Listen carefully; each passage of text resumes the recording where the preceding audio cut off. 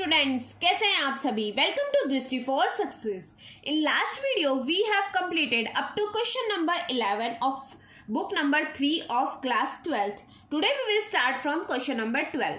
अब मैं third book के सभी क्वेश्चन मिक्सअप में आपको करवा रही हूँ, जिससे थर्ड बुक की एक साथ आपको प्रैक्टिस हो जाए। उसमें छोटे छोटे चैप्टर्स है, तो आप एक साथ कंबाइन करके करेंगे तो थर्ड बुक पे आपकी कमांड अच्छी हो जाएगी।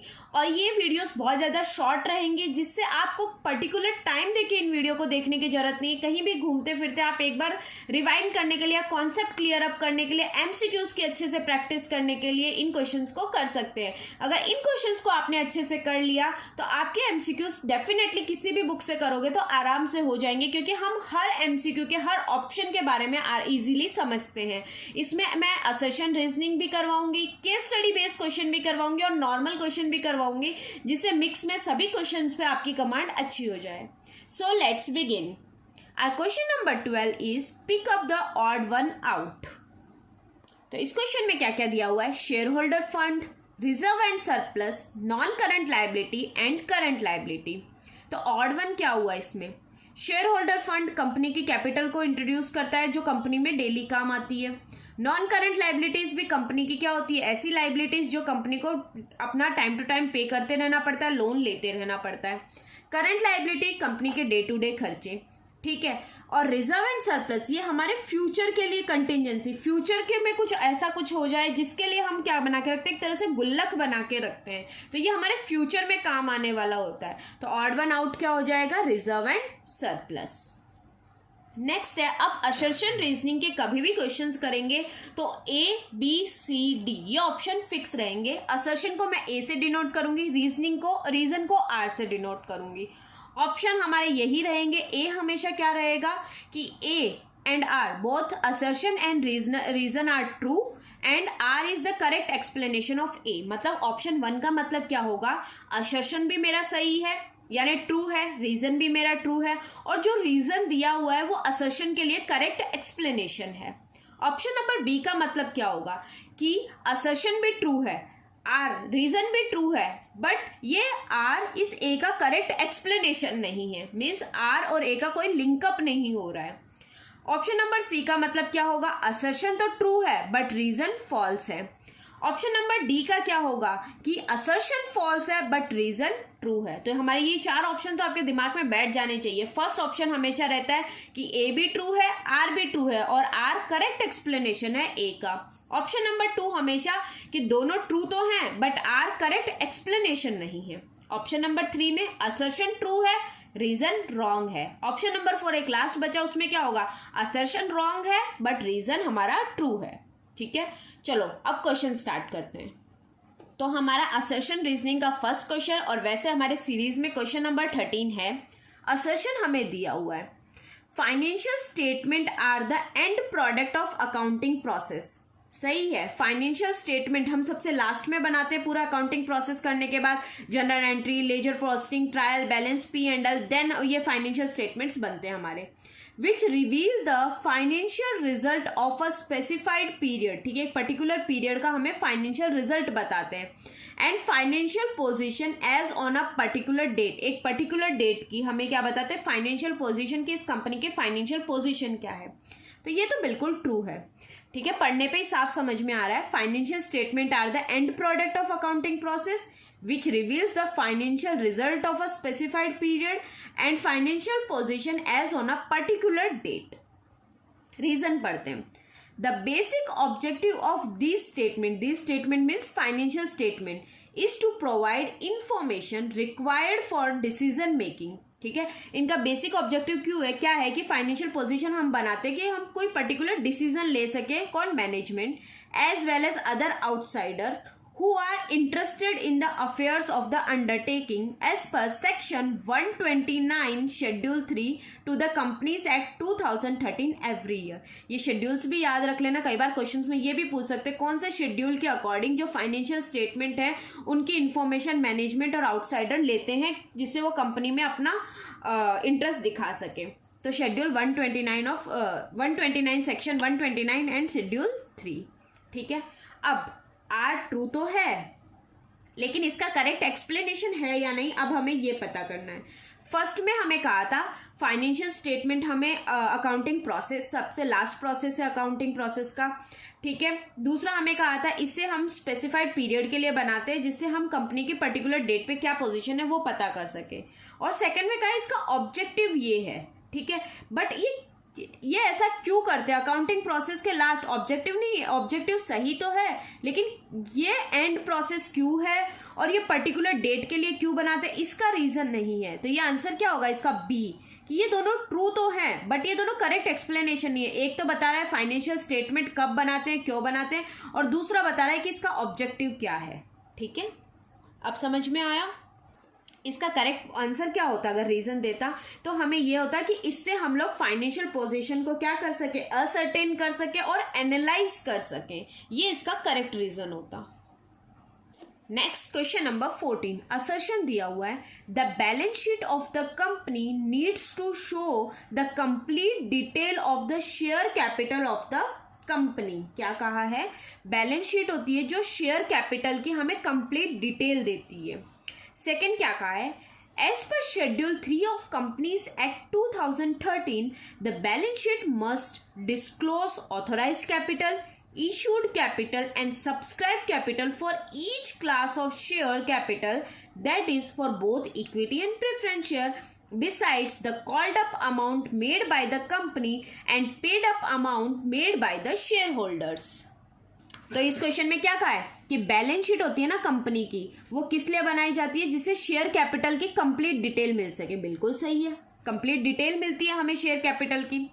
फिर शेड्यूल 3 के अकॉर्डिंग ऐसे कहा है शेयर कैपिटल की डिटेल में क्या क्या मिलती है? ऑथोराइज कैपिटल, इश्यूड कैपिटल और सब्सक्राइब कैपिटल की डिटेल हमें कौन कौन से इक्विटी और प्रेफरेंस शेयर की, सभी की, ठीक है। तो ये इसका क्या हो गया? ये भी ट्रू हो गया कि हाँ हमें है ना शेयर कैपिटल के अंदर कितना ऑथोराइज कैपिटल है, कितना इश्यूड कैपिटल, कितना सब्सक्राइब कैपिटल, दोनों इक्विटी शेयर और प्रेफरेंस शेयर दोनों के बारे में, ठीक है। Besides the called up amount made by the company and paid up amount made by the share holders, ये भी कहा दिखाया जाता है कंपनी ने कितना कॉल्ड अप किया और शेयर होल्डर ने कितनी पेड अप अमाउंट की है, ठीक है। तो कंपनी की बैलेंस शीट में हमें शेयर कैपिटल की कंप्लीट डिटेल दी हुई रहती है। तो ये भी ट्रू है और ये भी ट्रू है और ये आर रीजन क्या है? असर्शन का करेक्ट एग्जाम्पल है, करेक्ट एक्सप्लेनेशन है, ठीक है। कि शेयर, उसने फर्स्ट में कहा शेयर कैपिटल की कंप्लीट इन्फॉर्मेशन रहती है, सेकंड में बता दिया क्या क्या कंप्लीट इन्फॉर्मेशन रहती है, ठीक है। पूरा रीजन दे दिया है। तो इसका आंसर क्या हो जाएगा? A. Both A and R are true and R is the correct explanation of A, ठीक है। नेक्स्ट है हमारा क्वेश्चन नंबर 15। क्वेश्चन नंबर 15 में क्या कहा है? Accounts payable are recorded in the heading of current liabilities in the balance sheet of the company. Accounts payable यानी bills payable बोल दो या क्रेडिटर्स बोल दो, तो ये हम करंट लाइबिलिटी में शो करते हैं। बिल्कुल सही है बैलेंस शीट के। Accounts payable is the money of the company currently owes to its suppliers, partners and employees, ठीक है। हाँ, तो अकाउंट्स पेबल होते हैं वो कंपनी क्या करती? करंटली, करंट अकाउंट है तो करंटली यानी थोड़े पीरियड के लिए अपने सप्लायर्स से, यानी सप्लायर को पेमेंट करना होता है, किसी पार्टनर को पेमेंट करना होता है या किसी एम्प्लॉयज को। हमारा ट्रेड पेबल्स में क्या होता है कि हमने किसी से शॉर्ट पीरियड के लिए उधार लिया हुआ है किसी पर्पस के लिए, जो हमें विद इन करंटली उनको पे आउट करना पड़ता है। तो वो उधार किसी से भी हो सकता है, सप्लायर से, पार्टनर से या एम्प्लॉयज से, ठीक है। तो ये भी ट्रू है और ये भी ट्रू है और ये इसका करेक्ट एक्सप्लेनेशन है। कैसे है? इसने कहा account payables are recorded in the heading of current liability in the balance sheet, ठीक है। करंट लायबिलिटी में दिखाते हैं। क्यों दिखाते हैं करंट लायबिलिटी में? क्योंकि ये हम सप्लायर्स और पार्टनर से करंटली यानी थोड़े से पीरियड के लिए लेते हैं। तो बिल्कुल सही है। तो इसका आंसर भी क्या हो जाएगा? A. Both A and R are true and R is the correct explanation of A. अब थोड़ा एकदम इजी वाला भी कर ले एक क्वेश्चन। चलो, फर्स्ट है all contingent liabilities are shown in the non current liability section of the balance sheet. क्या कहा है? ये कंटीजेंट लाइबिलिटी बैलेंस शीट में शो होती है? नहीं, बिल्कुल नहीं।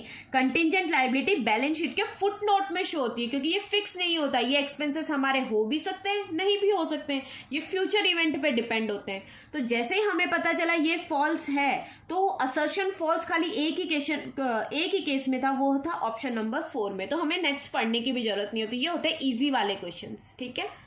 फिर भी एक बार रीजन पढ़ लेते हैं। रीजन क्या दिया है, a contingent liability refers to the claim which is uncertain to arise. हाँ, कंटिंजेंट लाइबिलिटी वो होती है जो अनसर्टेन होती है, हमारे ये एक्सपेंस हो भी सकता है नहीं भी हो सकता है, विच मे और may not a rise which in dependent on a happening of future. हाँ, फ्यूचर में कुछ ऐसा हुआ तो वो खर्चा हो सकता है, नहीं तो नहीं हो सकता है, तो ये तो ट्रू है, बट ये फॉल्स है, तो assertion is false and reason is true. वो एक में ही है, कौन सा, ऑप्शन नंबर डी में। नेक्स्ट, अब रेशियो के कुछ असर्शन रीजनिंग के क्वेश्चन करते हैं। क्या कहा है, असर्शन में कहा है the standard ratio of current ratio is 2:1। हाँ, करंट रेशियो का स्टैंडर्ड रेशियो, आइडियल रेशियो क्या होता है, 2:1। और लिक्विड रेशियो का क्या होता है, acid test ratio. Liquid ratio जिसको बोलते हैं हम, क्विक रेशियो जिसको बोलते हैं, उसका स्टैंडर्ड या आइडियल रेशियो क्या होता है, 1:1।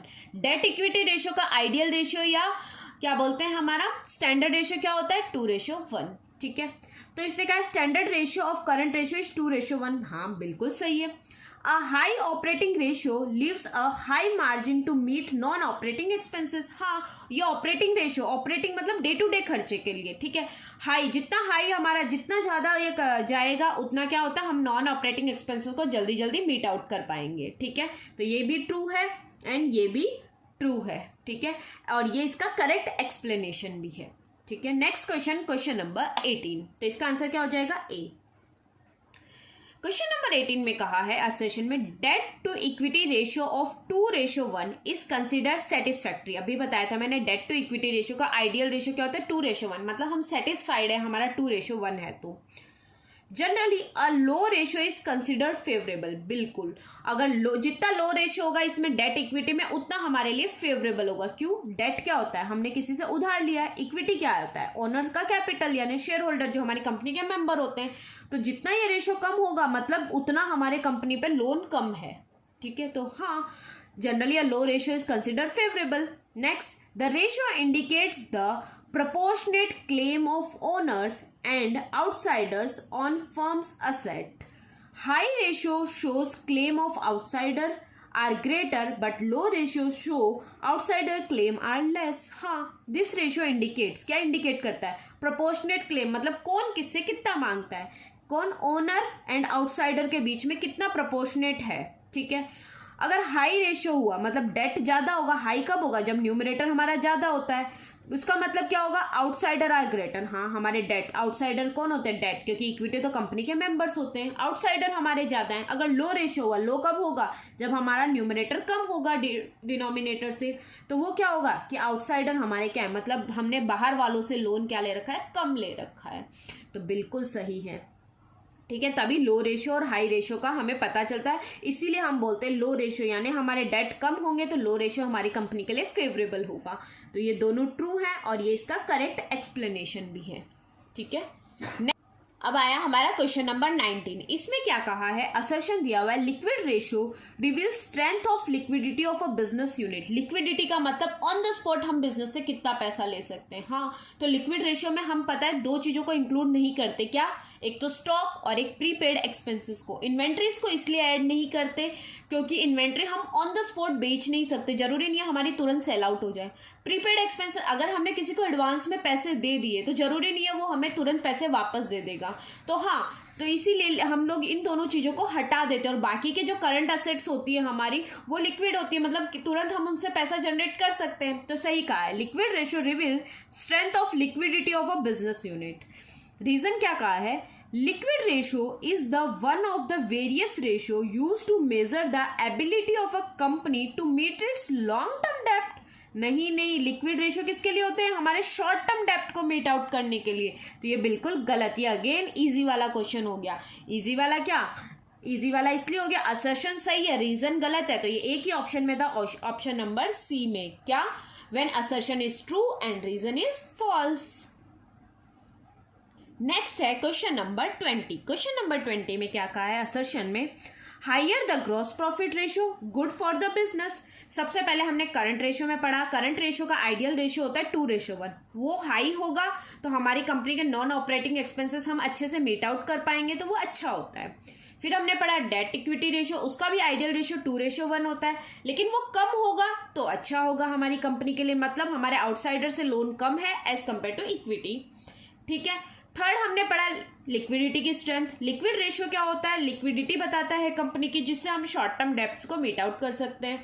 नेक्स्ट अब पढ़ रहे हैं हम gross profit ratio. Higher the gross profit ratio good for the business. अरे हाँ, ग्रॉस प्रॉफिट तो हमारा जितना होगा बिजनेस के लिए उतना फायदा है। Lower ratio not good for the business. हाँ, प्रॉफिट तो हर बिजनेसमैन ज्यादा चाहता है, तो लोअर अब प्रेफरेबल नहीं है, लेकिन हायर प्रेफरेबल है। अब रीजन देखते हैं। It reflects the efficiency with which a firm produces its products. Gross profit किस लिए होता है? प्रोडक्शन के बेसिस पे होता है। तो ये बताता है कि हम कितनी एफिशिएंसी के साथ हमारे प्रोडक्ट को क्या करते हैं? प्रोड्यूस करते हैं। A high gross profit ratio indicates that the organization is able to produce at a relatively lower cost. हाँ, ग्रॉस प्रॉफिट कब ज्यादा होगा? जब हमारा प्रोडक्शन लोअर कॉस्ट पे होगा। और ग्रॉस प्रॉफिट कब कम होगा?